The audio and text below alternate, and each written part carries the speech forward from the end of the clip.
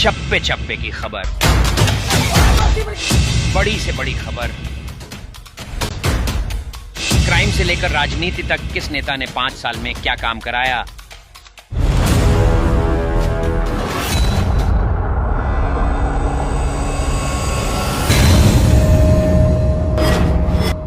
मिलेगी सबसे पहले हर खबर चेंजिंग फ्यूचर न्यूज पर, जो बदलेगा आपका। मैं Manjeet Singh Saluja changing future newspaper से। तो मेरे साथ हैं सैनी साहब, तो मैं इनसे बातचीत करता हूं। दिल्ली के जहां पे आज संसद बैठती है वो प्रॉपर्टी इनकी है, तो इसके लिए हम इनसे डिस्कस करते हैं। हाँ जी सैनी साहब पहला अपना नाम दसो जी। मेरा नाम इंद्रराज सिंह सैनी है। ठीक है जी। और ये कुसक नंबर 1 गांव है। कौन सा गांव जी? कौन सा गांव? कुसक नंबर 1। कुसक नंबर 1। हाँ। कुसक गांव, यहाँ पर 3 कुसके हैं। अच्छा जी। ये कुसक गांव जो है, ये पहले जो आज राष्ट्रपति भवन बना हुआ है उसके नज़दीक ही राय हिल जो पहाड़ी थी, वहाँ पर हमारा गांव था कुसक गांव। ठीक है जी। आज भी वहाँ पर कुसक गांव का एक बहुत बड़ा चौपाल बनी हुई है। उसके पास ही तारा मंडल है, उसके पास ही जवाहरलाल नेहरू, मोतीलाल नेहरू का जो भवन था वो बना हुआ है। हमारे गांव की ज़मीन के ऊपर ही बना हुआ है वो जवाहरलाल नेहरू का भवन जो है। ठीक है जी। इससे पहले वहाँ पर भवन नहीं था उनका। तो ज़मीन जब यहाँ पर सन 1911-12 के बाद जब महारानी एलिजाबेथ इंग्लैंड से यहाँ पर आई हिंदुस्तान में, तो उन्होंने यहाँ पर राष्ट्रपति भवन बनाना चाहा कि यहाँ पर एक बहुत बड़ा भवन होना चाहिए। वो भवन के लिए उन्होंने जगह तलाश की। पहले बुराड़ी के पास यहाँ पर जाकर के एक ज़मीन देखी उन्होंने, लेकिन वो जमुना के नज़दीक होने के नाते वो फ्लडेड एरिया था, वहाँ पर उन्होंने फेल कर दी। और उसके बाद तुरंत ही उन्होंने सारे अपने पटवारी, गिरदावर, तहसीलदार वगैरह सबको बुलवाया अपने यहाँ दिल्ली के आजू बाजू यहाँ पर। तो उन्होंने सबसे कहा कि भी जो बढ़िया से बढ़िया ऊंची ज़मीन है वो देखो दिल्ली के अंदर। तो तब उन्होंने हमारी वो पहाड़ी उसको चुना और आज वहाँ राष्ट्रपति भवन बना है। तो नेक्स्ट डे ही, एक रात में ही हमारे 14 गांव ये उन्होंने एक्वायर कर लिए थे। एक रात में ही सारे गांव एक्वायर करके और हमारे को बेदखल कर दिया गया और हमारी ज़मीन एक्वायर कर ली। अब किसी को ज़मीन मिली, किसी को नहीं मिली। वहाँ से एक्वायर करने लगे जी अब ये गांव खाली करो। तो लोगों ने गांव खाली करे, कोई यहाँ बस गया, कोई वहाँ बस गया, कोई वहाँ बस गया। और कुछ लोगों को जो ज़मीन थी जिनकी वहाँ पर जो काश्त करते थे, उनको कहा, उस टाइम पाकिस्तान नहीं बना था, तो वहाँ पर मिंटगुमरी एक जगह है पाकिस्तान में, कि आप वहाँ जाओ और वहाँ जाके जितनी ज़मीन काश्त करोगे वो आपके नाम होगी। तो हमारे कुछ लोग वहाँ पर चले गए। वहाँ जाना कोई औखा नहीं, वो सौखा नहीं था, वहाँ तो बहुत औखा था, क्योंकि यहाँ से पैदल जाना था, गाड़ियों में जाना था। तो कुछ लोग चले गए। गाड़ी कौन सी? गाड़ी ये बैलगाड़ी में जाना था। वहाँ कौन सा जो है, हमारे यहाँ रेलगाड़ी थोड़ी लगी हुई थी उस टाइम, ट्रक भी नहीं थे, कारें भी नहीं थी, कुछ भी तो नहीं था उस टाइम। तो यहाँ से हमारे कुछ लोग इधर चले गए, कुछ वहाँ चले गए, कोई पूरब, कोई पश्चिम, कोई उत्तर, कोई दक्षिण, ऐसे ही इधर उधर जा कर के लोग बस गए जहाँ जिसको जगह मिली। तो हमारा गांव यहाँ पर ये कादीपुर गांव है, जिसकी ज़मीन ये हम उसकी ज़मीन में ही बसे हुए हैं। कुसक नंबर 1 और कुसक नंबर 2 उसी का ही एक पार्ट है। तो इसमें उन्होंने हमारे को यहाँ ज़मीन, यहाँ जाटों ने, जो जाटों का गांव पड़ता है, एक ही आदमी की यहाँ पर 6200 बीघे ज़मीन थी। और वो ज़मीन जो है उन्होंने किसी तरह से, क्योंकि इनके पास कोई काश्त करने वाला आदमी नहीं था, ये कभी मोमडन की किसी मोदी कादी कोई मुसलमान था, उसकी ज़मीन हुआ करती थी, अंग्रेज उनको दे गए इनके कादीपुर वाले को। तो यहाँ पर अब ज़मीन को काश्त कौन करे? बहुत मेहनत पड़ती है ज़मीन काश्त करना तो बहुत। उस टाइम तो बहुत मेहनत पड़ती थी, उस टाइम तो कोई ट्रैक्टर वगैरह भी नहीं होंगे शायद। साहब ट्रैक्टर क्या, ये बैलगाड़ी भी, बैल भी बड़ी मुश्किल से मिलते थे, उनको बहुत पालना पड़ता था, बड़ी मेहनत लगती थी, सब जंगल हुआ करता था यहाँ पर।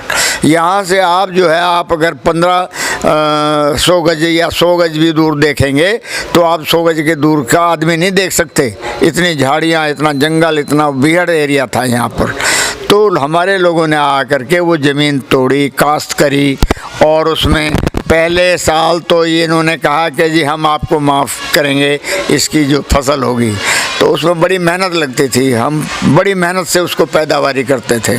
हमारी कौम सैनिकों में ये तो एक मार्शल है खेती बाड़ी में, और इन्होंने जो है, जो दूसरे लोग जो है जो इस ज़मीन से जो 10 एकड़ में कमाते हैं, हमारे लोग तो 1 एकड़ में इतना कमा लेते हैं, क्योंकि ये कारीगर हैं। इन्होंने तो खेती बाड़ी में वो कहते हैं ना पीएचडी की हुई है सही मायने में। तो मैं ये कह रहा हूँ कि हमारे लोग कैसे कैसे करके यहाँ पर इन्होंने ज़मीन तोड़ी, यहाँ के फसलें बजानी चालू करी, यहाँ से बैलगाड़ियों में ले जाते थे। उस टाइम सब्जी मंडी हुआ करती थी बर्फ़ खाने के पास, वहाँ पर 30,000 के पास जो सब्जी मंडी थी उस टाइम वो होती थी। हाँ, वहाँ पर मंडी होती थी, तो यहाँ से अपनी सब्जियाँ वहाँ ले जाते थे बैलगाड़ी में, शाम को चलते थे, सुबह जाके वहाँ पहुँचते थे, सुबह सब्जी बेची, सुबह से चलते दोपहर तक यहाँ आके पहुँचे। और हमारे बुज़ुर्गों ने कितनी मेहनत करी है हमें पता है, हम तो बहुत छोटे थे, आज मैं तकरीबन 80 साल पार कर चुका हूँ, तो तब भी मैं वो देखता हूँ कि भी उन्होंने कितनी मेहनत की थी। तो आज हम जो ज़मीन हमारी जो है सरकार ने वहाँ पर उस टाइम अंग्रेज़ों ने ली, उस ज़मीन के बदले हमें कुछ नहीं मिला। जो आदमी मिंटगुमरी जा कर के या पाकिस्तान चले गए थे, अब उसके बाद पाकिस्तान बना, तो जब पाकिस्तान बना तो वहाँ के लोग जो है फिर वापस वहाँ से भागना पड़ा, सब कुछ छोड़ करके वहाँ पर। कुछ लोग हमारे यहाँ आ गए, जो कोई कागज़ थे उनके हाथ लगे तो वो ले कर के आ गए यहाँ पर।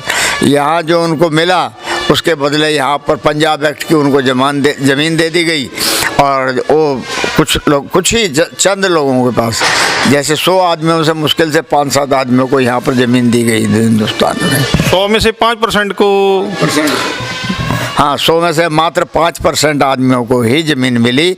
बाकी जो हमारे 95% आदमी हैं वो इधर उधर बिखर गए। हम भी जो है कुरुक्षेत्र के पास बीड़ सुजरा में जा कर के रहे, और बीड़ सुजरा गांव में वहाँ पर जा कर के हमारे दादाजी वहाँ उन्होंने खेती बाड़ी करनी शुरू की वहाँ पर भी।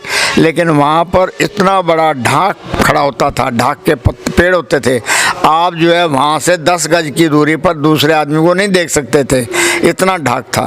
तो वो उनकी आँख में ही जो है वहाँ पर वो ढाक की लकड़ी लग गई और वो वहाँ अंधे हो गए।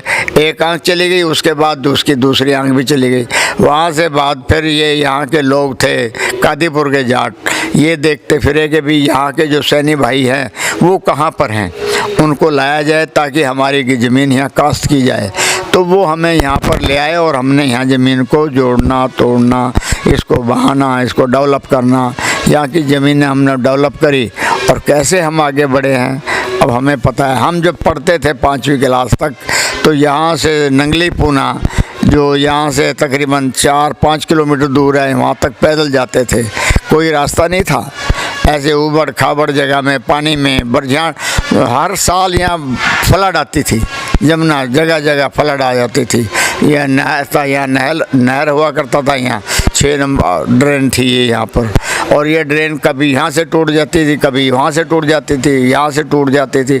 एक हफ्ते में 4-4 बार पानी आ जाता था फ्लड का, और गांव डूब जाता था और गांव की हालत ख़राब थी। यहाँ से भाग रहे थे लोग, यहाँ से भी फ्लड की वजह से। लेकिन फिर भी जाएँ तो जाएँ कहाँ, दिल्ली में जगह तो है नहीं, और बड़ी मुश्किल से यहाँ ठहरे, यहाँ पर पालपुर से आगे बढ़े। और फिर हम यहाँ से जो 6ठी के बाद 5वीं के बाद जब हम गए तो समयपुर बादली, वहाँ पर हम पढ़ने गए, समयपुर बादली। और वहाँ एक स्कूल था, वहाँ पर हम पढ़े। स्कूल का क्या नाम था उस time? DAV higher secondary school, high school. DAV high school अब भी है, अभी भी है? अब भी है, डीएवी हायर सेकेंडरी स्कूल है अभी वहाँ पर। ठीक है। हाँ, बढ़िया स्कूल थे, वहाँ के टीचर बहुत बढ़िया थे, वहाँ के शास्त्री बहुत बढ़िया थे। हर महीने जो है वहाँ पर जो है हवन हुआ करता था। उसमें जो किसी आध बच्चे में कोई बुराइयाँ होती थी तो वो वहाँ पर अमावस्या के दिन वहाँ हवन होते थे, तो हाथ उठा के कहा करते थे। कब हवन होते थे, किस दिन, थोड़ा डिटेल में देना इसका।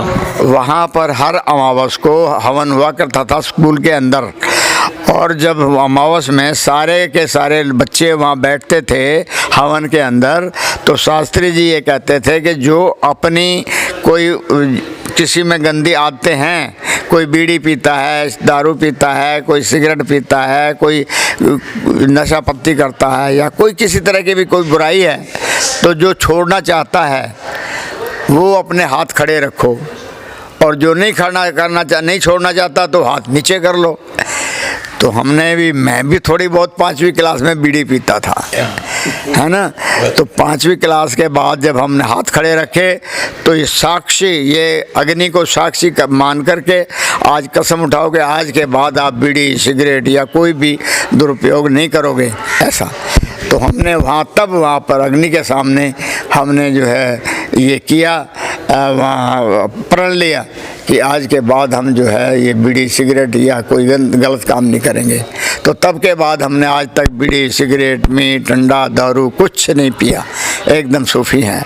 यहाँ तक कि अब तो हम कैंपा कोला भी नहीं है, वो भी छोड़ दी। हमारे जॉर्ज फर्नांडिस जी ने, उन्होंने कह दिया नहीं पीनी कैंपा कोला, विदेशी है मत पियो, ये भी छोड़ दी हमने। तो भाई किसने बोल दिया? जॉर्ज फर्नांडिस ने। जॉर्ज फर्नांडिस जो हमारे पहले मिनिस्टर थे अटल बिहारी वाजपेयी के टाइम, वही? जी हाँ वही। हाँ, वो तो स्वदेशी वो करते थे कि भी अपनी जो है ये बाहर की जो कंपनियां हैं जो हमें लूट रही हैं, किसी तरह से इनको यहाँ से निकालो। ये खाना पीना बाहर की उनकी कैंपा कोला हुआ, ये दूसरी कई ठंडी दूसरी चीज़ें ये हमें भारत को लूटने का काम कर रही हैं, इनको यहाँ से भगाओ। तो कोशिश में लगे हुए थे। तो हम तो कैंपा कोला भी नहीं पीते भाई। अच्छी बात है, कैंपा कोला में भी कुछ नहीं है। तो फिर जो आपकी प्रॉपर्टी थी जहाँ पे अब राष्ट्रपति भवन है या संसद है, वहाँ से कोई मुआवजा आपको मिला? किसी को मिला मुआवजा? कितने लोगों को मिला मुआवजा? देखिए, जो आदमी यहाँ से बाहर पाकिस्तान में चले गए थे और जो वहाँ से कागज़ लेकर के अपने वापस आ गए, एक तो उनको मिल गया, और जो कुछ लोग अपने यहाँ के कागज़ वहाँ से निकल करके यहाँ आजू बाजू कहीं ठहर गए होंगे, उनको थोड़े बहुतों को मिला। बाकी और दूसरे किसी व्यक्ति को आज तक नहीं मिला कुछ भी। आप मानते हो कितने % लोगों को मुआवजा मिला? जो आपकी प्रॉपर्टी संसद भवन और राष्ट्रपति भवन में जो भी MP वगैरह रह रहे हैं, उनके रेजिडेंस है, उनमें जो प्रॉपर्टी लगी है वो कितने गाँव की थी? वहाँ पर हमारे करीबन 11-12 गांव थे जब वहाँ से उठाए गए, और उन सब लोगों में मेरा तो ख्याल है मुश्किल से बहुत थोड़े आदमी दिल्ली में जिनको जगह दी गई। चंद, मेरा ख्याल है 100 में से 10 एक आदमियों को मुश्किल से मिली होगी, वरना किसी को जगह नहीं मिली, सब इधर उधर रहे।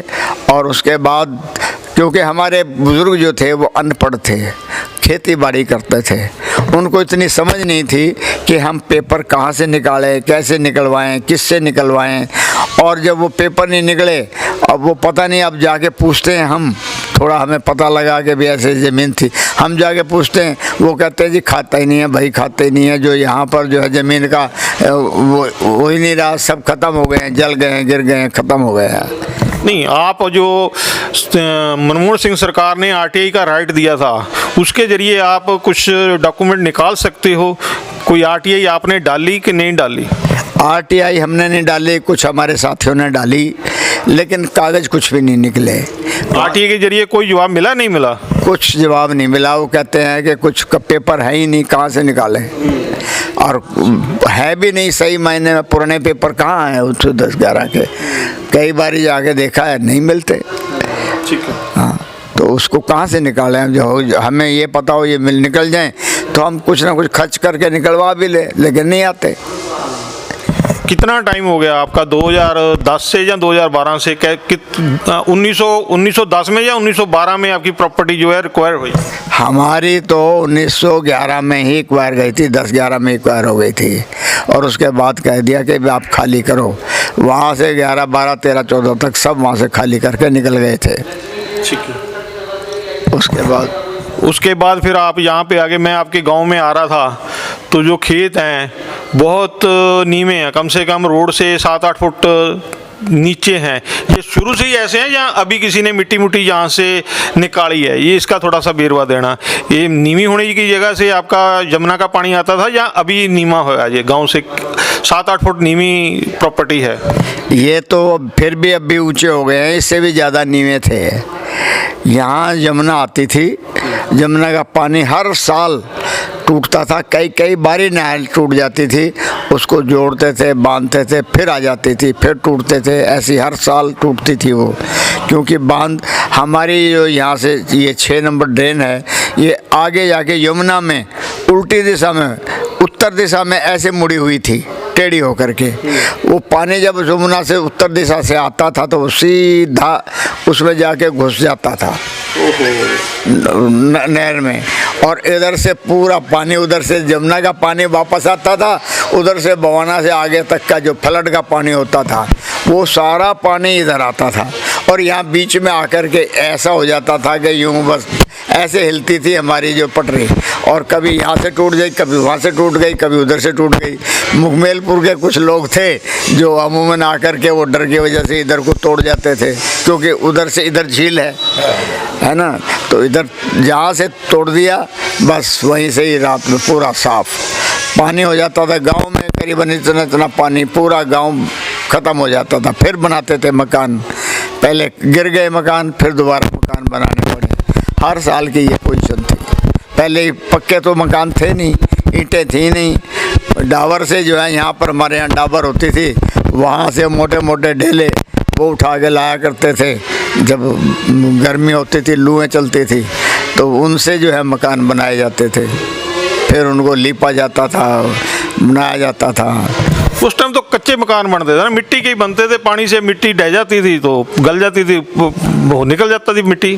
बिल्कुल ऐसे ही था कि पानी जहाँ बहाया बरसात में, सब मकान फ्लैश हो गए और फिर बनाते थे लोग। बड़े परेशान थे लोग, खेती भी ख़त्म हो जाती थी, जो खेत लगाते थे वो भी ख़त्म हो जाती थी, फिर दोबारा उसको डेवलप करते थे।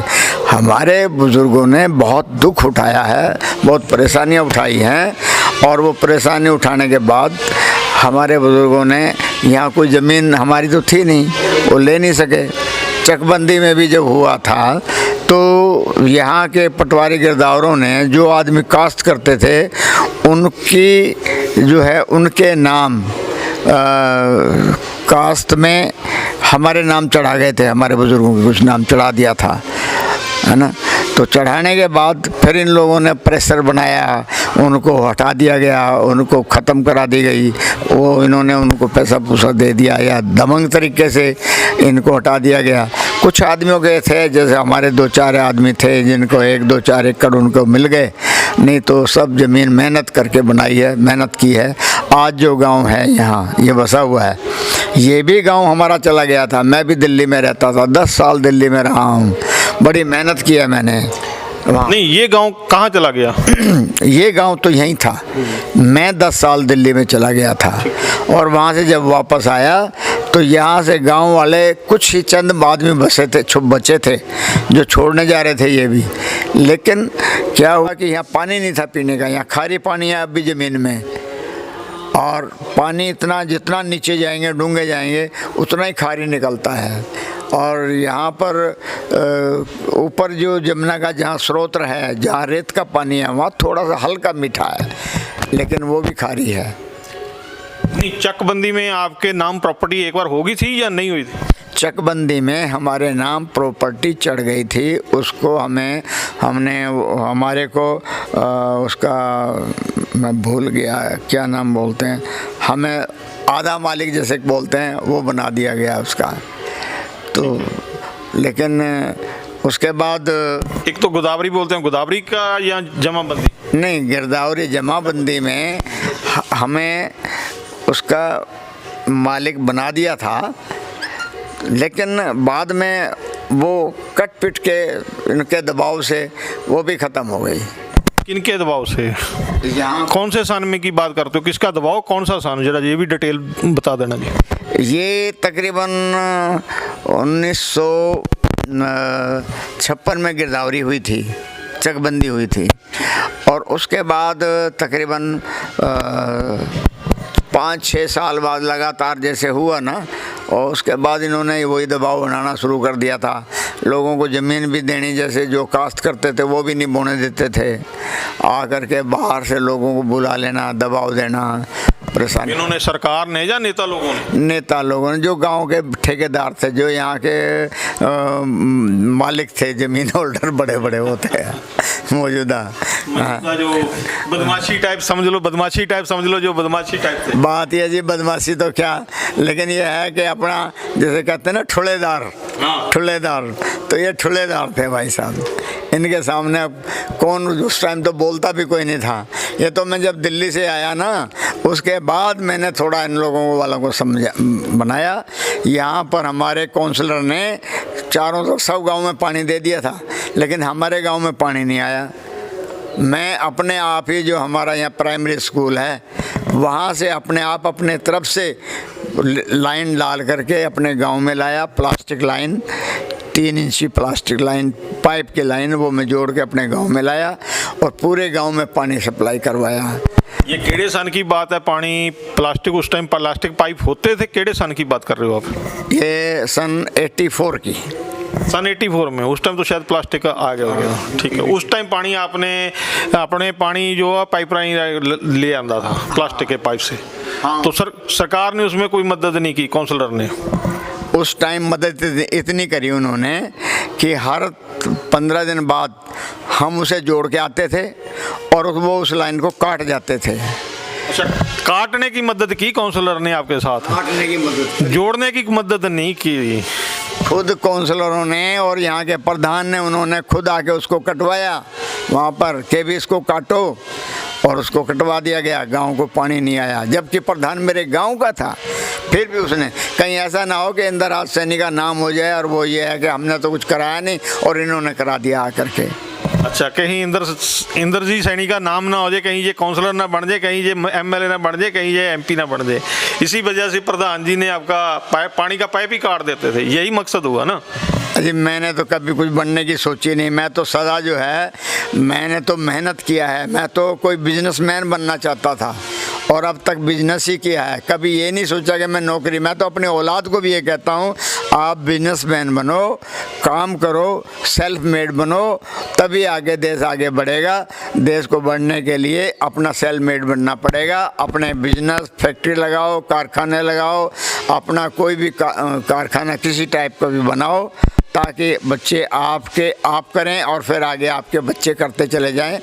उसको एक्सपोर्ट भी करो, अपने पूरे हिंदुस्तान में भी भेजो। बहुत काम है, जितना हिंदुस्तान में काम है इतना कहीं भी काम नहीं है। पूरे वर्ल्ड में काम नहीं है जितना हमारे हिंदुस्तान में कम है। क्योंकि यहाँ एट ए टाइम हम यहाँ से बैठे बैठे 2 घंटे के अंदर ऐसे सीजन में चले जाएंगे जहाँ बर्फ़ पड़ती है, 2 घंटे में ऐसी जगह चले जाएंगे जहाँ लूएँ चलती हैं, 2 घंटे में ऐसी जगह चले जाएंगे जहाँ बारिश हो रही है, 2 घंटे में ऐसे चले जाएंगे जहाँ पर धूल उड़ती है। तो ऐसे मौसम है हमारे हिंदुस्तान में, जो सारे मौसम मिलते हैं और सारी फसलें मिलती हैं और सभी फसलें पैदा होती हैं, लेकर के गेहूं से और दालों से और अनाज, कोई भी अनाज हुआ, छोटा अनाज हुआ, मोटा अनाज हुआ, सभी अनाज यहाँ पैदा होते हैं और इतने बढ़िया होते हैं कि अगर आदमी उनका मोटे अनाज का यूज़ करे तो आज हेल्थी रहे, बढ़िया रहे, नौजवान रहे, हष्ट पुष्ट रहे। बस यहाँ पर अब पानी की बड़ी दिक्कत है। दिल्ली में पानी जो है, आदमी गंदे नाले का पानी पीते हैं। क्योंकि नहीं, आज भी गंदे नाले का पानी पीते हैं या उस टाइम की बात करते हो जब ये गांव बसा था? सब उस टाइम तो पानी बिल्कुल फ्रेश था, कुओं से पानी खींचते थे। ऊपर कुओं का पानी थोड़ा मीठा हुआ करता था गांव में तो। लेकिन आज जब नलें आई हैं ना, तो पहले नलें, जमुना का पानी ठीक था, साफ था उस टाइम। आज से 20 साल पहले। लेकिन अब तो क्या है कि नाला जो गंदा नाला जो बह के जाता है ना, जो पूरा पानी, वो पानी जो है फिल्टर होकर के वो लगाए हुए हैं, पानी फिल्टर करने के कारखाने लगाए हुए हैं, बड़े बड़े वो लगे हुए हैं हाउस, और वहाँ से पानी फिल्टर होकर के और उसको केमिकल्स वगैरह मिला करके और वो हमें फिर भेजा जाता है और उस पानी को हम पीते हैं। अगर उसको देख लिया जाए ना खड़े होकर के तो पीने को मन भी नहीं करे, आप प्यासे मरो, इतनी बुरी हालात है उसमें। तो वहाँ जब आते हैं तो वहाँ चरखियाँ चलती हैं ऐसे मिलाने के लिए लेट्रिन को, टट्टी को, गंद को, तब जाके फिल्टर होकर के वो हमारे पास आता है और हम उसको खुशी होकर के पीते हो, नल का पानी पी रहे हैं। लेकिन जो पानी नीचे का ज़मीन का है उससे बढ़िया पानी कुछ भी नहीं है। लेकिन ये पानी साफ़ सुथरा जो है, जो ज़मीन का नीचे का पानी है, ये कुछ जगह में हरियाणा में है, पंजाब तो सारा ही सूखा है, बहुत बढ़िया पानी है उधर तो। नहीं, अब तो पंजाब में भी बहुत केमिकल फैक्ट्रियां लगी, पानी धरती में गंदा हो गया, वहाँ पे कैंसर का भी बहुत है जोर। वो एक बेल्ट तो जो कैंसर की बल लगती है, जो हमारी गंगानगर की साइड में पंजाब लगता है, हरे राजस्थान में जहाँ पे जाता है पानी, ये दरिया सतलुज का जाता है, लुधियाने के साथ बुड्ढे नाले का जाता है, इसमें लुधियाने की फैक्ट्रियों का गंदा पानी जाता है, उसमें तो बहुत कैंसर के मरीज हैं। देखिए लुधियाना साइड में जो है वहाँ पर इसका गर्म कपड़े का या इसका काम बहुत ज़्यादा है, कारखाने बहुत ज़्यादा हैं और उसमें तेज़ाबी जो चीज़ है ना वो ज़्यादा यूज़ होता है। जब जहाँ तेज़ाबी यूज़ ज़्यादा होगा तो वो गंद जो है नीचे इसको छोड़ते हैं, वो गलत करते हैं। सही मायने में इनको उस पानी को बड़े बड़े जो है जोहर नुमा बना लेने चाहिए, बड़े बड़े, और जोहर नुमा जैसे एक एकड़ ज़मीन खरीद ली और उसमें पानी डाल दिया, वो पानी फ़िल्टर होकर के अपने आप ज़मीन में जाएगा। लेकिन ये क्या करते हैं कि नीचे पाइप खोल करके करीबन 40, 50, 60, 70 फुट नीचे डाल देते हैं, वो पानी नीचे, तेजाब का पानी नीचे बढ़ता है, तो ऑटोमेटिकली आदमी बीमार होगा और वहाँ पर जो है कैंसर का और दूसरी अभी तो फिर आपके यहाँ फ्लड नहीं आता होगा जमुना का, क्या आता है अभी भी? अभी हमारे यहाँ कोई फ्लड नहीं आता है, क्योंकि तो यहाँ पर हमारे 8 नंबर 6 नंबर ड्रेन पर यहाँ पर बड़ा बांध बन गया है। और दूसरा यह है कि जमुना के साथ साथ भी बांध बड़ा बन गया है, उधर से पानी की रोकथाम हो गई है। क्योंकि सन 78 में यहाँ पर पानी आया था बहुत ज़बरदस्त, जो किंग्सवे कैंप, मॉडल टाउन की भी जो मकान थे वो भी छत तक डूब गए थे। इतना बड़ा पानी आया था? इतना पानी आया था यहाँ से कि किंग्सवे कैंप के और इसके मॉडल टाउन के मकान डूब गए थे। किंग्सवे कैंप से लगता हुआ पानी बिल्कुल तब उधर बाहर गया था वापस, तो इतना पानी आ गया था। बस अड्डा पे भी पानी भर गया था, वो भी डूब गया था। तो संसद में तो नहीं पानी बढ़ा उस टाइम पे? यहाँ राष्ट्रपति भवन में जो आपकी प्रॉपर्टी थी वहाँ पे तो पानी नहीं गया ना? वहाँ तो मेरा ख्याल है जब भाखड़ा डैम टूटेगा ना तब भी पानी शायद ना चढ़े, वो इतने ऊंचे पे बना हुआ है। क्योंकि पहले ही अंग्रेज़ बहुत दिमागदार थे। अगर इसी तरह से हमारा हिंदुस्तान आगे उनकी कम से कम उनकी बातों को आप लेकर के चलें, उनके कानूनों पर आप लेकर के चलें, तो इस हिंदुस्तान का बहुत सुख हो जाएगा और ये आगे बढ़ जाएगा, न्याय मिलेगा, हर आदमी शांति से रहेगा। और ये देश, वो कहते हैं ना सोने की चिड़िया, ये वही सोने की चिड़िया बन जाएगी अगर हमारे लोग ईमानदारी से, ये खास करके राजनीतिक आदमियों में जो भ्रष्टाचार फैला हुआ है ना, ये बहुत ही गलत है। हर भ्रष्टाचार, जो भी एक छोटा छोटा नेता बनता है ना, 1 साल में, 2 साल में, 5 वर्षीय योजना में जो जिसके पैरों में चप्पल नहीं होती, जो रबड़ वाली जो चप्पल होती है वो नहीं होती, 1 साल बाद तो वो मर्सिडीज में, कई मर्सिडीज 5 साल में मर्सिडीज आ जाती है उनके पास। वो कहाँ से आती हैं? हम लोगों का खून पसीना जो होता है ना, जो इसे चूस के टैक्स लगा दो, टैक्स लगा दो, टैक्स लगा दो। 1 रुपए की चीज़ पर 100 रुपये टैक्स है। क्या करेंगे आप? कहाँ से लाएंगे आप? आने वाले टाइम में कभी जब 1 आने किलो का गेहूँ मिलता था, आज जो है 40 रुपए किलो गेहूँ मिलता है। कैसे आगे बढ़ पाएगा, कहाँ से पेट भरेगा ये देश। नहीं, वो तो 23 रुपये के आसपास की एमएसपी है। यहाँ बिहार में तो 15-16 रुपये, यूपी में भी कम रेट पे मिलता है। आटा मिलता है 40 रुपये किलो। देखिए, आटा मिलता है 23-24 रुपये, लेकिन जिन आदमियों का बड़े से बड़ा एमएसपी जो है ना, जो बड़े लोग हैं जिनके पास करीबन 50 एकड़ है, 60 एकड़ है या 25-30 एकड़ है, उनके पास, उनको तो एमएसपी ठीक काम देती है। लेकिन जो आदमी, छोटे आदमी बैठे हैं, वो तो उसी को बोते हैं, उसी को खाते हैं, और वो चंद ही, उनकी मेहनत इतनी होती है, अभी ब्याह है, अब शादी है, अब कोई और चीज़ है, कोई और फलदार रहेगा, वो कभी भी आगे नहीं बढ़ पाता वो। तो वो एमएसपी अगर उस पर लागू हो गई तो उसे तो चीज़ उल्टा गेहूँ खाना महंगा लेना पड़ेगा, उसको तो खरीदना पड़ेगा, क्योंकि उसे तो जो कर्ज हो गया उस गेहूँ का, जैसे ही वो निकालेगा लेने वाला आ जाएगा, जी देव जी देव जी। आपके गांव में अभी खेती तो है, फैक्ट्री भी है, या कोई कॉलोनी तो अभी बनी मैं देखी नहीं है, क्या कहोगे इस पे? मेरे गांव में कोई भी खेती नहीं है। जो खेती है, कोई 2-4 आदमी खेती कर रहे हैं, वो भी 2-4 एकड़ में। बाकी सब जो बड़े बड़े ठेकेदार हैं, बड़े बड़े बिल्डर्स हैं, उन्होंने ज़मीन खरीद के डाली हुई है यहाँ पर, और उसमें जंगल काबली की करें खड़ी हुई हैं। उससे हम बहुत परेशान हैं। इसमें यहाँ पर सिवाय बदमाशी के और कुछ नहीं होता। यहाँ पर ऐसे ऐसे लोग आ जाते हैं यहाँ पर कि रात में चोरी होती है, डकैती होती है, जारी होती है, कोई और गलत काम होते हैं, तो वो इन कीकरों में आकर के होते हैं, इन खेतों में आके घुस जाते हैं। और हम कई बार रिपोर्ट भी करते हैं, थाने में बोलते हैं जा कर के कि भैया वहाँ उस क्षेत्र में जाके देखो।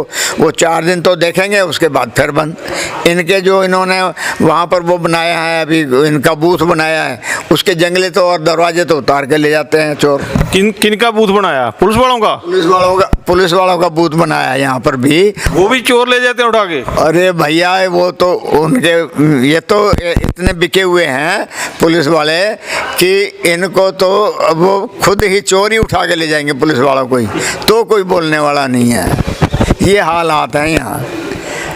हम मैं दूसरे भाई साहब से बात करता हूँ। ये कहाँ के रहने वाले थे पहले, तो अभी इनका नाम पूछते हैं। बाबू जी, आपका नाम क्या है? मेरा नाम राधेश्याम मालचा है, सनौब भानेराम है। सनौब मालचा क्यों लगा रहे हो आप? मालचा गांव का नाम है। कहाँ पे पड़ता है ये गांव? ये राष्ट्रपति भवन के पीछे सरदार पटेल मार्ग पर पड़ता था। अच्छा जी, तो आप भी वहाँ से आगे, आप कहाँ पे अभी रह रहे हो? डिस्ट्रिक्ट सोनीपत में रहते हैं। गांव मालचा अरसाना है, वो नो रेवेन्यू रिकॉर्ड में है। वहाँ पंचायत नहीं है, पंचायत अलग होनी चाहिए सरकार की। काफ़ी गांव बचा हुआ है पुराना, और उसमें 9 गांव बस रहे हैं जो दिल्ली से उजाड़े गए थे, दिल्ली छावनी से उजाड़े गए थे, और उनको 85 रुपये पर एकड़ उनको दिया। और हम तो इंद्रप्रस्थ के थे पहले। इंद्रप्रस्थ को उजाड़ दिया था मुगलों ने, अंग्रेज़ों ने, जब रेलवे लाइन बनी 1860 में, तो वहाँ से फिर मालचा बसे। फिर अंग्रेज़ों ने मालचा भी उजाड़ दिया गैर कानूनी। हमें तो पता नहीं चला कि महामुहूर्त हुआ। मुहूर्त का पता तो यहाँ हुआ था ढका, धीरपुर, बुराड़ी की ज़मीन में। नारायण सिंह नंबरदार, गोत्र मलिक, कौम जाट की ज़मीन में मुहूर्त हुआ। 100 फुट का एक पिलर भी लगा हुआ है। अब 700 करोड़ रुपए सरकार ने लगा के उनमें एक पार्क भी बना रखा है। उनकी सारी स्टैचू, जलजली रोड, करजन रोड, जितना भी अंग्रेज़ों के राजा महाराजा मतलब गवर्नर हुए, उनकी फ़ोटो वो यहाँ लगी हुई है। तो हमने क्या गलती कर दी? हमारे को कुछ मान सम्मान नहीं। मेरे गांव की धरती पर, मेरे बाप दादा की धरती पर, मैं राधेश्याम सनौब भानेराम सनौब बुद्धराम, बुद्धा गार्डन था हमारा, 40 बीघे की ज़मीन है। वो हमने अंग्रेज़ों के हलक में डंडा दे के ले ली। तो मेरे दादाजी का तो नाम नहीं है। मेरे दादाजी के नाम से यूनिवर्सिटी भी होना चाहिए, एयरपोर्ट भी होना चाहिए, और सांसद जितने 10,000 बने हैं उनकी 5,000 रुपये महीना मेरे में हमारे परिवारों को मिलनी चाहिए, क्योंकि हम ही हैं दिल्ली को बसाने वाले, नई दिल्ली को डेवलप करने वाले, गवर्नमेंट ऑफ इंडिया को पैदा करने वाले। अंग्रेज लोग ईस्ट इंडिया कंपनी को ऑफिस को छोड़ के यहाँ आए, वजीराबाद की हिल पर वजीर बनने आए थे। हमने उनको 35 साल में ऐसे लठ मारे तो वो यहाँ से उन्होंने भागना पड़ा, और देश का पार्टीशन ले गए, और देश आज़ाद हो गया, और नाम किसी का हो गया। नाम किसी का? नाम किसका हो गया? नाम महात्मा गांधी का हो गया, जवाहरलाल नेहरू का हो गया। जब मोतीलाल नेहरू हमारा एडवोकेट रहा है 1915 में, जब वो हमारे यहाँ चावड़ी बाज़ार पे आए और हमारे आदमी कुछ मिलने गए थे कलकत्ता में ईस्ट इंडिया कंपनी के ऑफिस में, जिसमें आजकल ममता बनर्जी बैठती है, तो वहाँ उनको घुसने नहीं दिया। तो उन्होंने बोला पकड़दारी कहाँ से आ गए, ये हो गया, तो वापस आना पड़ा। उनको धमका दिया गया वहाँ से। फिर वही बोले कि भाई चलो जाती वक्त इलाहाबाद नहाएंगे, गंगा जी स्नान करेंगे, त्रिवेणी देखेंगे। तो वहाँ त्रिवेणी आ गई। ईस्ट इंडिया कंपनी एक उत्तरी भारत एक रेल चलती थी, नॉर्थ ऐसा रेल है, दिल्ली से चलती है वो उस टाइम थी, तो वो वहाँ उतर गई। आप जैसा कोई आदमी अच्छा मिल गया, अगर तुम कहाँ से आ गए, ना तो अमावस है, ना पूर्णमासी है, ना कोई तीज त्यौहार है, तो कोई कैसे ना रहे हो। तो अब जी हमारी दिल्ली की ज़मीन छीन ली और जो गुड़गांव में कैंट था, जैकब की छावनी थी, वह छावनी इधर ला दी। कहाँ पे ले आए? छावनी जहाँ दिल्ली छावनी बस गई। दिल्ली कैंट जो है, दिल्ली कैंट है, वहाँ पे आ गए। पहले ये गुड़गांव में थी छावनी, जैकब की छावनी थी वो। ठीक है। हाँ, गुड़गांव में कहाँ पे थी ये जहाँ जैकबपुरा है, वहाँ बस अड्डा है, मियांवाड़ी है, वो वहाँ थी। वो सब उनको जैनियों को, औरों को, स्कूलों को दे दी। उनसे भी हमें रॉयल्टी मिलनी चाहिए। वो ज़मीन उनको मुफ्त में दे दी। सरकार के हाथ में होती है ज़मीन देना, नहीं। हमारे सामने 1912 में टाटा की कोई पोजीशन नहीं थी, बिरला की कोई पोजीशन नहीं थी, जिंदल की कोई पोजीशन नहीं थी, रिलायंस की कोई पोजीशन नहीं थी। वो हमारे गांव से बजट शुरू हुआ है। 1 अप्रैल 1912 को गवर्नमेंट ऑफ इंडिया पैदा हुई है। फिर बजट शुरू हुआ, तो बजट में जिसकी आंख रहती है गिद्ध की तरह, वो बजट ले जाता है। नहीं, आप कह रहे हो दिल्ली जो है 1912 में शुरू हुई, तो पहले हिंदुस्तान की या भारत की, या जिसको हम इंडिया कहते हैं, भारत कहते हैं, हिंदुस्तान कहते हैं, इसकी राजधानी कहाँ पे थी? ये कहाँ पे थी पहले? आपको कुछ है इसके बारे में नॉलेज? भारत की राजधानी कहीं नहीं होती थी। छोटे छोटे अपने राजे रजवाड़े होते थे। जैसे गुजरात में 10-12 होते थे, राजस्थान में 10-12 होते थे, यूपी में होते थे। ये जितने भी राजे रजवाड़े आए हैं, जितने अंग्रेज़ों ने बुलाए थे जब कैपिटल ऑफ इंडिया बनाने के लिए, जैसे कोटा हाउस है, जयपुर हाउस है, जैसलमेर हाउस है, जोधपुर हाउस है, हैदराबाद हाउस है, और फरीदकोट हाउस है, पटियाला हाउस है, मंडी हाउस है, ये हमने सबको जगह दी। हमने क्या गलती कर दी? तो उन राजे रजवाड़ों को फ्री दे दी क्या? अरे हमारे को उनकी रॉयल्टी मिलनी चाहिए, उनकी यूजर फी मिलनी चाहिए। आज वो भूल गए। ये 99 ईयर्स की लीज पे लिया गया था। उनके पास पैसे थे ही नहीं, और प्रथम विश्व युद्ध शुरू हो गया था, तो पैसे नहीं थे। हम तो, हमारे आदमी तो भारत के, वो उनमें भी गए, लड़ाई लड़ने के लिए भी उनको लेके गए। जाट रेजिमेंट, चमार रेजिमेंट और कई रेजिमेंट, महार रेजिमेंट उसी टाइम बनी थी। तो ये जो आप कह रहे हो भी 99 साल के लिए लीज पे ली थी, कोई आपके पास डॉक्यूमेंट है? डॉक्यूमेंट है अभी आपके पास डॉक्यूमेंट? हमारे पास गाँवों के रिकॉर्ड है। आप कौन से गांव उजाड़े थे? नहीं, वो तो बाद की बात है। पहले ये बताओ, आप भी वो जो 99 साल की लीज पे लिया गया था, वो आपके पास कोई डॉक्यूमेंट है आपके पास? लीज का तो कागज नहीं मिले हैं, लेकिन जितने गांव उजाड़े हैं और उनके अवार्ड हैं, वो हमारे पास है। जितने पैसे उन्होंने दिए, कितने गांव उजाड़े गए थे, वो कहाँ बसे, थोड़ा इसके पे डिटेल देना। 21 गांव करीब उजाड़े। जैसे Malcha Marg, Kushak road, Raisina road, Talkatora road, Barakhamba road. ये बाराखंबा तो बंजारों का गांव था। लखीसा बंजारे की लोडिंग अनलोडिंग होती थी वहाँ। बाराखंबे का मतलब है कि एक मानव 2 खंबे पे खड़ा होता है पैर से, भैंस 4 खंबे पे खड़ी होती है। 4 खंबे पर लगाने के बाद एक अगर फट्टा लगा देंगे तो 1 पैड़ी बन जाएगी। 12 खंबे काट देंगे तो 6 पैड़ी बन जाती है, ताकि बैल को की गाड़ी में लोडिंग अनलोडिंग हो जाए दोनों तरफ से। भारी वजन होता था, तो वैसे जगह जगह वहाँ बने हुए थे। वहाँ एक बावड़ी भी है और सारी चीज़ें हैं। तो ये 12 खंबे का जो आपने इतिहास बताया, ये तो मेरे ख्याल से आज की जनरेशन को बिल्कुल ही नहीं पता होगा जो आप बता रहे हो। नहीं पता ये किनकी लोडिंग होती? लखीशाह बंजारे की लोडिंग होती? बैलगाड़ियाँ, छकड़े बोलते हैं जो पंजाब में, ये छकड़े बोलते थे यहाँ, उस टाइम भी बोलते थे। मैं भी पंजाब में पैदा हुआ, पंजाबी तो हुआ, अब फिर हरियाणा का हुआ, फिर दिल्ली का था तो दिल्ली वाला, बिहारी वाला, तो ये सारी चीज़ें आती हैं।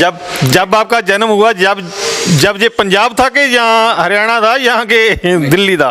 पंजाब था जब मैं पैदा हुआ। मैं अब हरियाणा में पैदा मानते हैं, मैं 1955 में पैदा हुआ।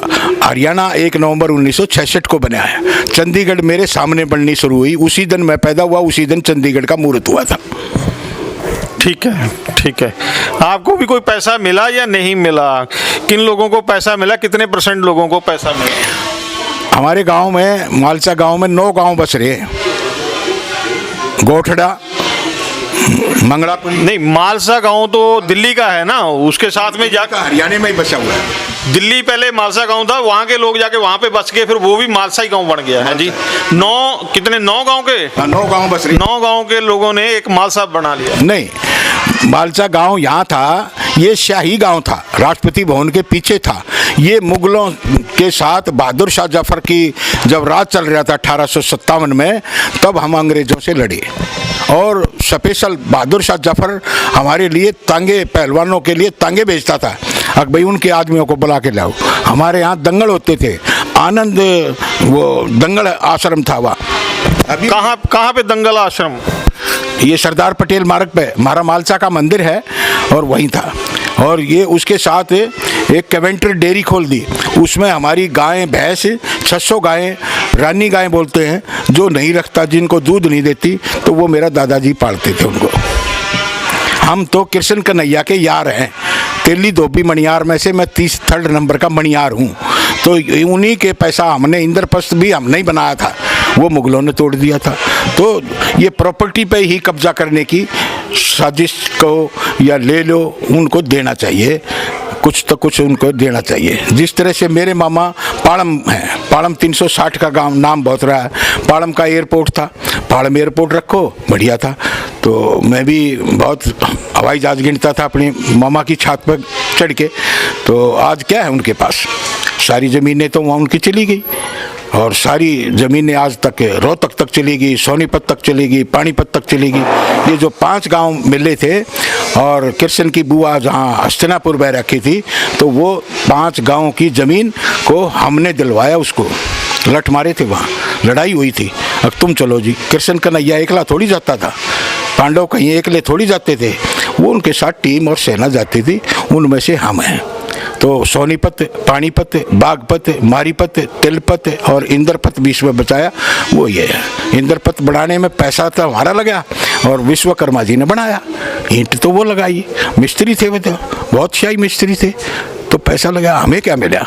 तो हमारे को तो कृष्ण कन्हैया यहाँ से लेकर कुरुक्षेत्र तक की ज़मीन दे के गए थे, तुमने ये देखनी है, तुम्हारी योर ड्यूटीज़ एंड रिस्पॉन्सिबिलिटी यहाँ तक रहेगी। और धोबियों की रिस्पॉन्सिबिलिटी जमुना पार रहेगी, और तेलियों की रिस्पॉन्सिबिलिटी वहाँ साथ में वो द्वारका ले गई।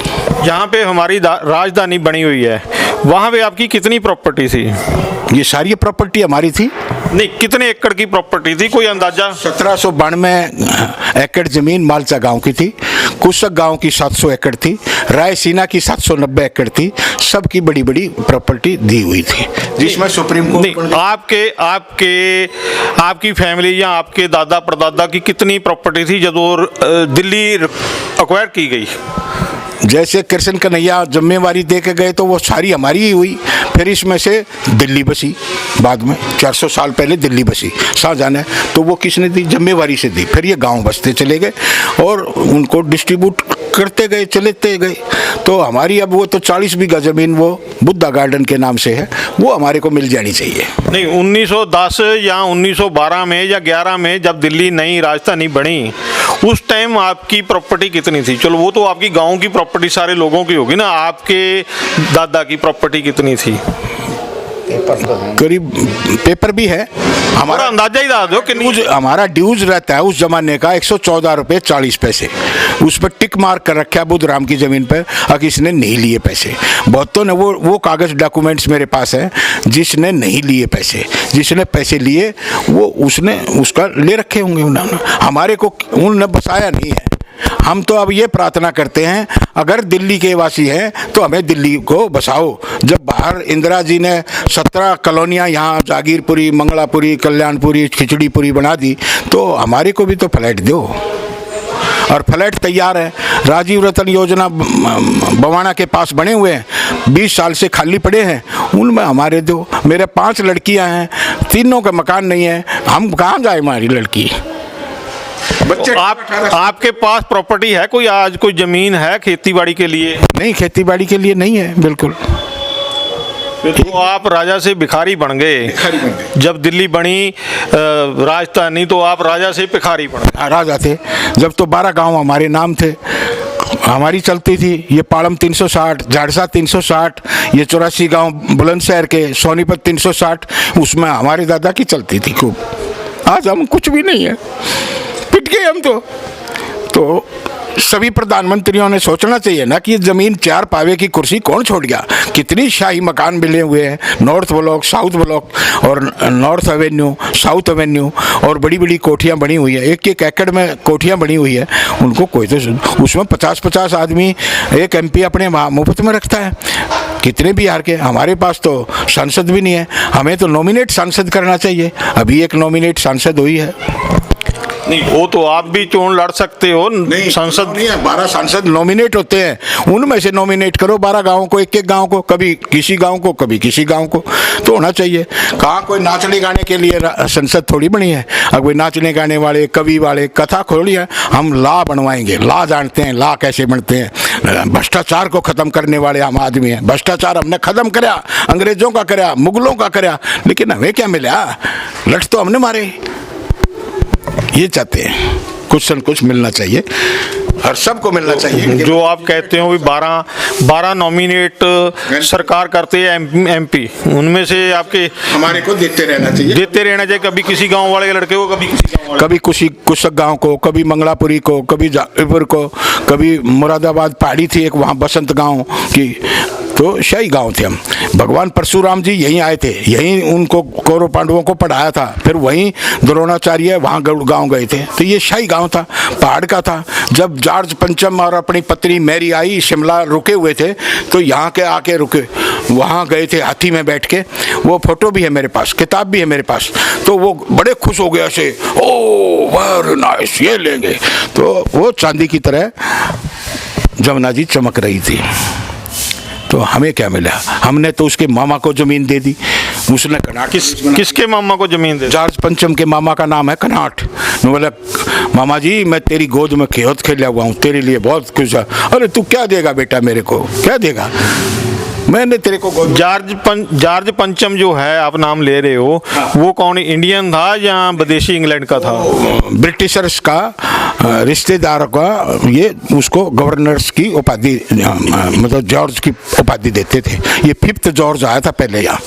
तो आम लोगों को तो कनॉट पैलेस के बारे में पता ही नहीं होगा जो आप बात बता रहे हो।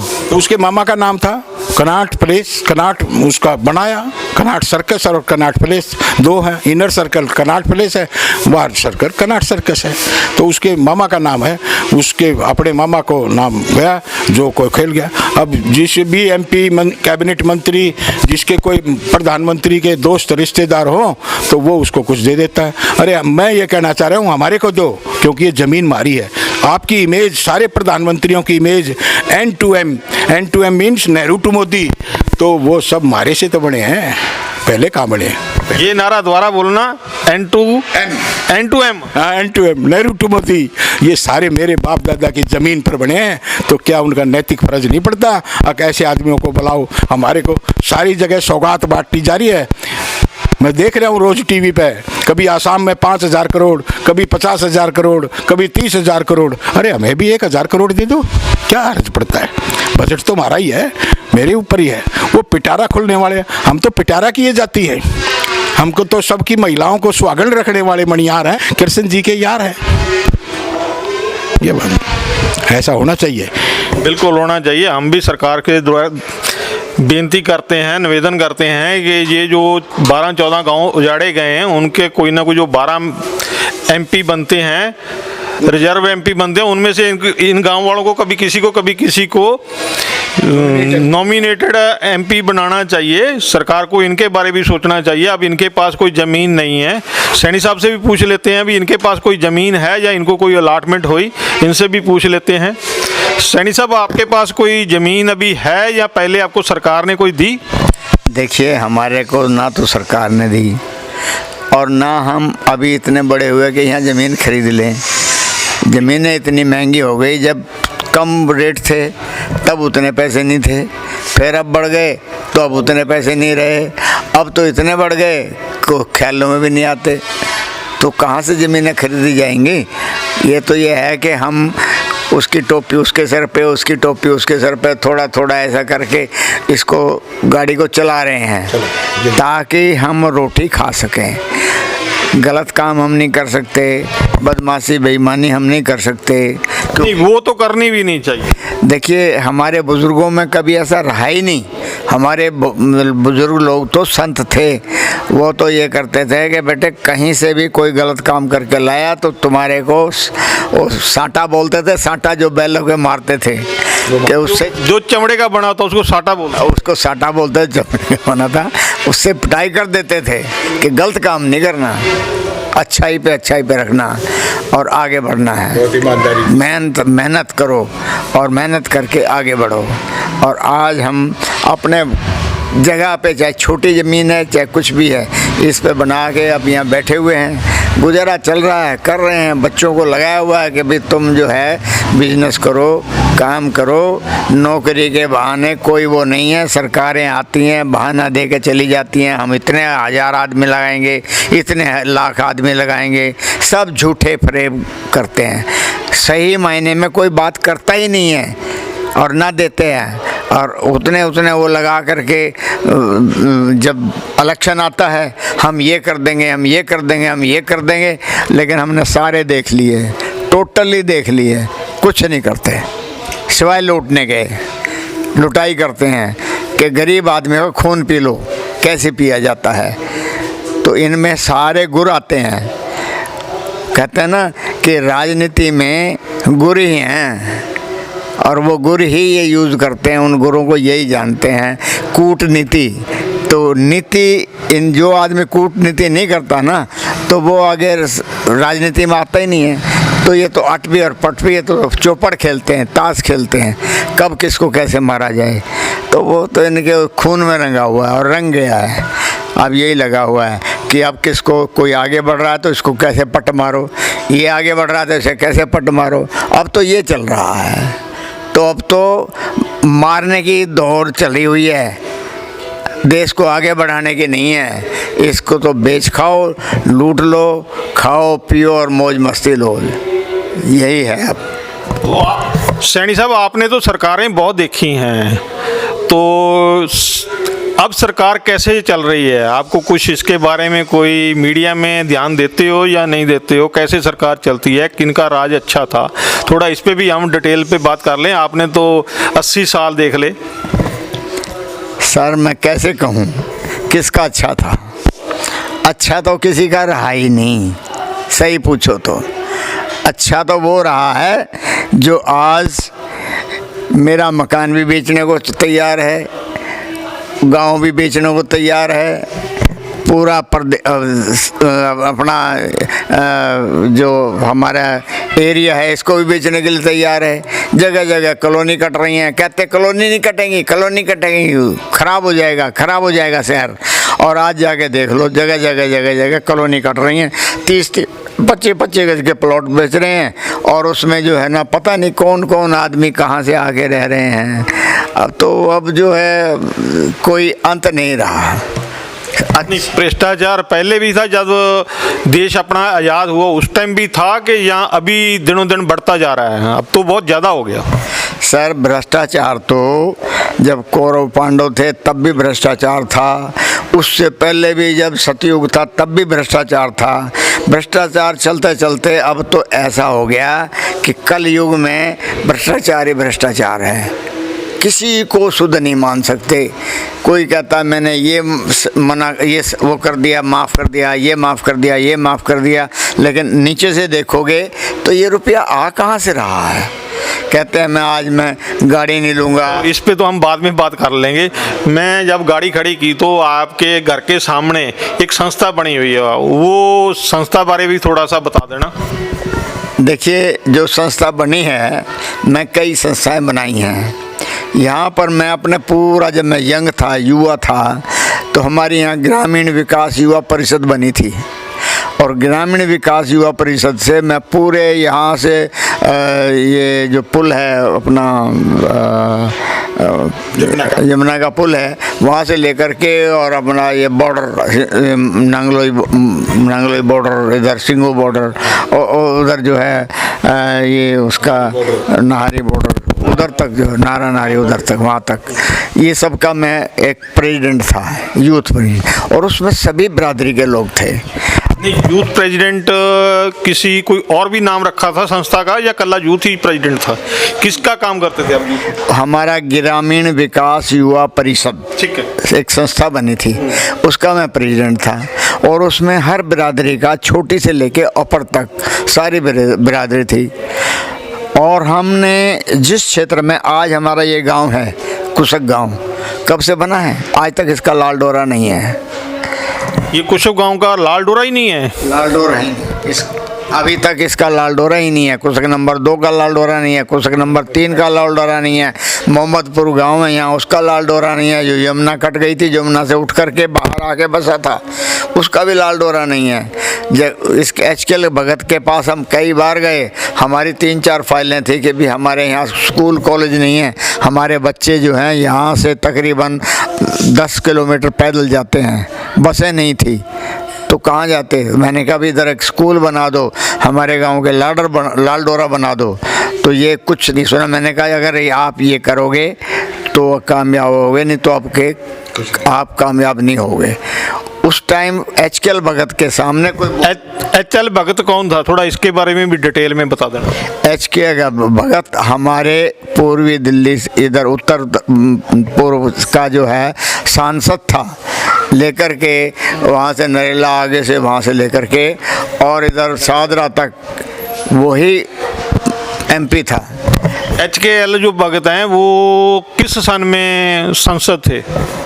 इंदिरा जी का, देखिए इंदिरा जी के टाइम में वो उसके राइट हैंड हुआ करते थे HKL भगत जी, और उनके सामने कोई बोलने वाला नहीं होता था, लेकिन मैं उनके सामने डट करके बोलता था, और उनके वो मेरे को ये सोचते थे ये कहाँ से आ गया।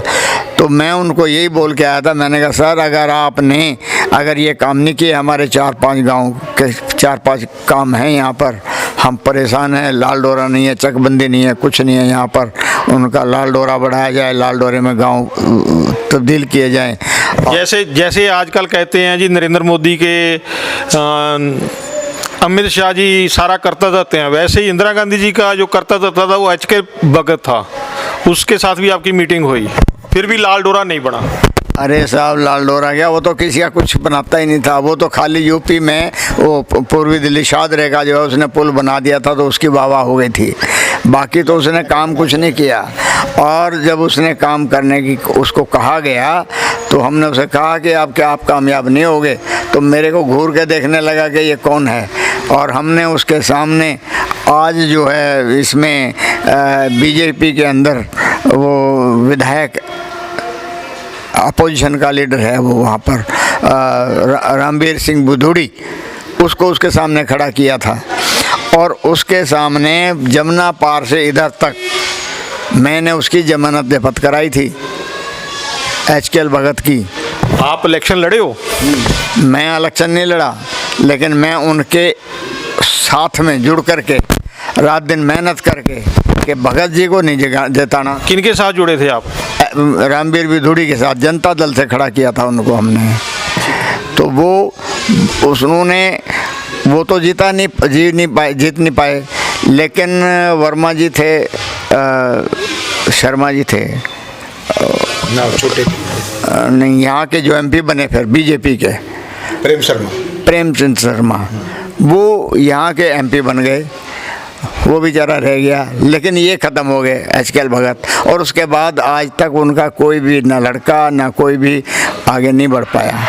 तो हमारी तो ये है कि हमारे साथ भाई साहब कोई गद्दारी करेगा, गलत करेगा, चाहे उसमें मोदी हो या कोई और हो, जितने दिन मस्ती मारनी है मार लो भाई, लेकिन इस देश को आगे बढ़ा दो।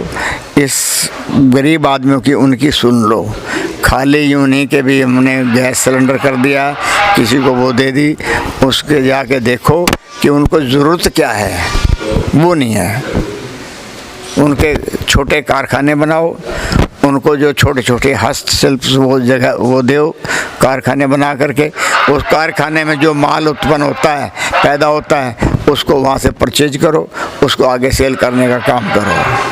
ऐसा आपका लिंक बनना चाहिए, तभी देश आगे बनेगा। आपका कहने का मतलब है छोटे छोटे कारखाने लगा के उसमें जो मैन्युफैक्चरिंग होती है वो सरकार खरीदे, आगे सरकार बेचे। आपका कहने का मतलब यही हुआ ना? मेरा कहने का मतलब यही है कि सामान सरकार छोटे उद्योग लगाए और उनका माल खरीद करके और सरकार उसे परचेज करे और आगे उसको लोग, हमारे लोगों में से किसी को दुकान दे, किसी को कार को छोड़ दे, ताकि वो उस सामान को वहाँ पर बेच सके, खपत कर सके और उसकी रोजी रोटी आगे बढ़ जाए।